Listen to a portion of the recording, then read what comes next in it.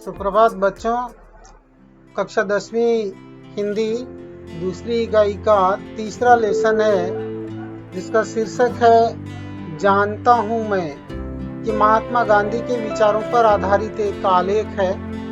आप महात्मा गांधी के बारे में जानते हैं, फिर भी उनका एक छोटा सा परिचय जाने। यहाँ गांधी जी का जन्म 1869 2 अक्टूबर पोरबंदर गुजरात में हुआ था।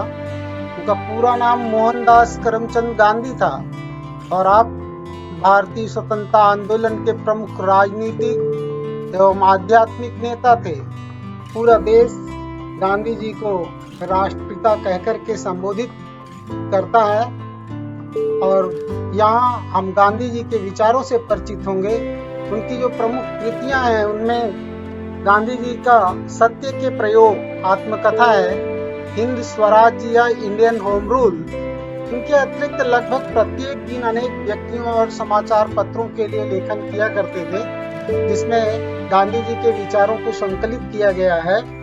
यहाँ पर आप गांधी जी के इस आलेख से संबंधित पढ़ेंगे कि इस पाठ में गांधी जी के विचार रखे गए हैं, जिसमें ईश्वर, कर्म, सत्य, अंतरात्मा की आवाज, आशा, विश्वास, वचनबद्धता आदि के बारे में चिंतन विचारणीय है। और ये सभी विचार शाश्वत हैं, आज भी समाज के लिए प्रकाश के स्तंभ के रूप में काम करते हैं।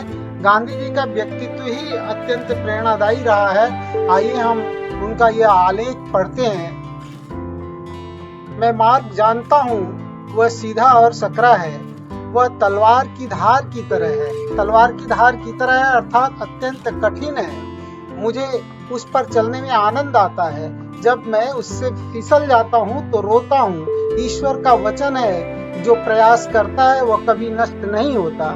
मुझे इस वचन में पूरी आस्था है, इसलिए अपनी कमजोरी की वजह से मैं चाहे 1000 बार नाकामयाब रहूं, पर मेरी आस्था कभी नहीं दी गई, बल्कि यह आशा कायम रहेगी कि जिस दिन यह शरीर पूरी तरह नियंत्रण में आ जाएगा, उस दिन मुझे ईश्वर की अलौकिक आभा के दर्शन हो जाएंगे, और ऐसा होगा जरूर। अलौकिक से तात्पर्य असाधारण। बच्चों, सकरा अर्थात तंग रास्ता, सीधा और सकरा मार्ग। गांधी जी के मार्ग की विशेषता, एक तो वो सीधा और सकरा है और दूसरा तलवार की धार की तरह है, जिस पर चलने में गांधी जी को अत्यंत आनंद आता है। पर उनकी एक और विशेषता है कि ईश्वर में उनका अगाध विश्वास है और अपने इस विश्वास पर वो अटल रहना चाहते हैं। देखें, मेरी आत्मा जब तक एक भी अन्याय अथवा एक भी विपत्ति की विवश साक्षी है, विवश मजबूरी में, साक्षी अर्थात गवाह, तब तक वह संतोष का अनुभव नहीं कर सकती। संतोष का अर्थ होता है तृप्ति, आनंद, हर्ष। लेकिन मेरे जैसे दुर्बल, भंगुर और दीन व्यक्ति के लिए हर दोष को दूर करना, या जो भी दोष मैं देखता हूँ उन सब से स्वयं को मुक्त मानना संभव नहीं है। बहुत बेबाक बयानी है गांधी जी की यहाँ पर, कि इस सृष्टि में जो कुछ भी है सब गुण दोषमय है, उसमें पूरी तरह से निर्दोष हो ऐसा कोई नहीं है। इसलिए गांधी जी भी अपनी इस कमजोरी को स्वीकार करते हैं। दुर्बल से मतलब शारीरिक रूप से कमजोर, और भंगुर से अर्थात जो नाशवान हो, और दीन का मतलब होता है असहाय। ऐसी स्थिति में गांधी जी अपने मार्ग पर आगे बढ़ते रहना चाहते हैं। मेरी अंतश्चेतना मुझे एक दिशा में ले जाती है और शरीर विपरीत दिशा की ओर ले जाना चाहती है। बताएं ये कैसे संभव होगा? इन दोनों विरोधी दलों के कार्यों से मुक्ति पाई जा सकती है, पर वह मुक्ति कई धीमे और पीड़ाप्रद चरणों से गुजरते हुए ही प्राप्त है, अर्थात प्राप्त है। अंतश्चेतना का अर्थ होता है आत्मज्ञान। तो शरीर कहीं और ले जाना चाहता है और हमारा आत्मज्ञान कहीं। तो ये द्वंद्व की स्थिति सबके जीवन में आती है, पर इससे कैसे मुक्त हुआ जाए?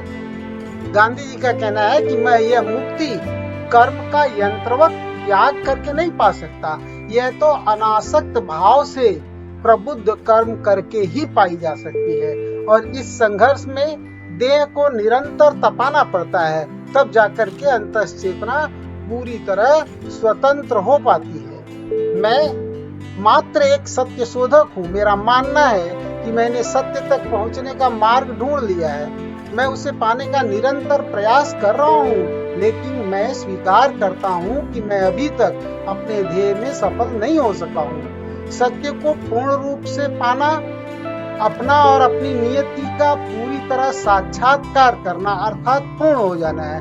और मुझे अपनी अपूर्णताओं का पीड़ादायक बोध है, और इसी बोध में मेरी समस्त शक्ति सन्निहित है, क्योंकि यह बड़ी दुर्लभ बात है कि आदमी को अपनी सीमाओं का बोध हो जाए। मैं इस संसार में परिव्याप्त अंधकार के बीच से निकलकर आलोक तक पहुंचने का प्रयास कर रहा हूँ। मुझसे अक्सर गलतियां हो जाती हैं या मिथ्या अनुमान लगा बैठता हूँ। मेरा भरोसा केवल भगवान में है, और मैं इंसानों का भी भरोसा इसलिए करता हूँ। यदि मुझे भगवान में भरोसा न होता तो मैं इंसानों की तरह अपनी मानव जाति से घृणा करने वाला होता। मैं सारी दुनिया को प्रसन्न करने के लिए भगवान से विश्वासघात नहीं करूंगा। बच्चों देखें, आप पूरा पैराग्राफ जिसमें गांधी जी के विचारों को आप बहुत ध्यान से पढ़ें, समझे, उस पर आपको कृतियां भी करनी होंगी। जैसे महात्मा गांधी जी के बताए गए मार्गों की विशेषताएं क्या हैं, आप पहले पैराग्राफ में देखें और उनकी विशेषताएं आपको पता चलेंगी। गांधी जी की आत्मा को संतोष का अनुभव नहीं हो सकता है। कब तक वो अनुभव नहीं हो सकता? जब तक वो अन्याय और विपत्ति की साक्षी बनी हुई है, विवश साक्षी। और गांधी जी द्वारा स्वयं के लिए प्रयुक्त किए गए जो 3 विशेषण आए हैं, दीन, क्षणभंगुर और दुर्बल, और इसके अलावा महात्मा गांधी के स्वयं के बारे में विचार। धन्यवाद।